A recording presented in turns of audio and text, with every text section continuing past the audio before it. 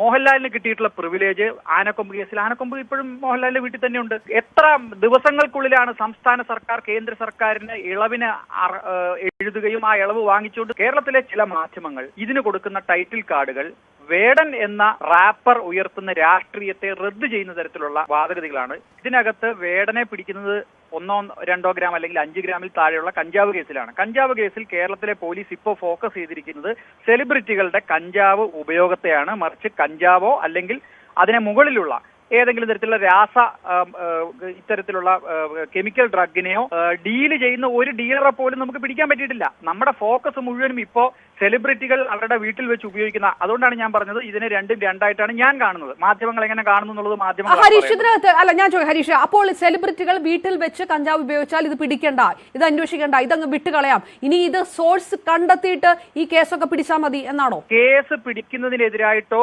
പോലീസിനെതിരായിട്ടോ എക്സൈസിനെതിരായിട്ടോ നിയമ നടപടികൾക്കെതിരായിട്ടോ സോഷ്യൽ മീഡിയയിൽ ആരെങ്കിലും സംസാരിച്ചിട്ടുണ്ടോ എന്നാണ് ഞാൻ ചോദിച്ചത്. ഇല്ല എന്നാണ് ഉത്തരം.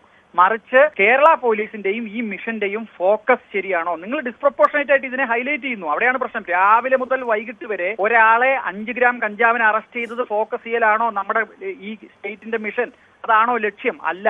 അതേസമയം അയാളെ പുറത്തു കൊണ്ടുവരണമെന്നോ ഏതെങ്കിലും തരത്തിൽ അയാൾ ഈ നിയമ സംവിധാനത്തിനകത്ത് നിന്ന് രക്ഷപ്പെടണമെന്നോ ആരെങ്കിലും പറയുന്നുണ്ടോ? ഇല്ല.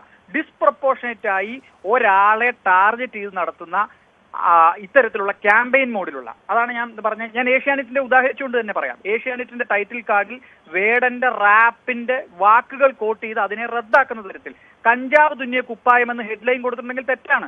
ലഹരിക്കെതിരെ ഒരു വലിയ പ്രസംഗം നടത്തിയ ഒരാൾ, ലഹരിക്കെതിരെ വലിയ പ്രസംഗം നടത്തി അങ്ങനെ യുവതലമുറയുടെ കയ്യടി വാങ്ങിച്ച ഒരാൾ ആ ലഹരി കേസിൽ അറസ്റ്റിലാകുമ്പോൾ ഡിസ്പ്രപ്പോർഷനായിട്ട് തന്നെയുള്ള അല്ലെങ്കിൽ ആ തരത്തിലുള്ള വാർത്ത കൊടുക്കാൻ നിർബന്ധിതരാകും. കാരണം ആ തരത്തിലുള്ള മൈലേജും സെലിബ്രിറ്റി സ്റ്റാറ്റസും അനുഭവിക്കുന്നവർക്ക് കൂടുതൽ ഉത്തരവാദിത്തമുണ്ട്. സാധാരണക്കാരൻ അറസ്റ്റിലാകുന്നതിനേക്കാൾ കൂടുതൽ ശക്തമായ രീതിയിൽ ആ വാർത്ത ചിത്രീകരിക്കപ്പെടും. അതിലെന്താണ് തെറ്റ്? മാധ്യമങ്ങൾ കേരളത്തിലെ കഞ്ചാവ് ഉപയോഗത്തെയും കേരളത്തിലെ രാസലഹരിയുടെ നിർമ്മാണത്തെയും വിതരണത്തെയും ഒരുപോലെ കാണുന്നുണ്ടെങ്കിൽ അത് അവരുടെ പ്രയോറിറ്റിയാണ്. വ്യക്തിപരമായി എന്റെ പ്രയോറിറ്റി അല്ല.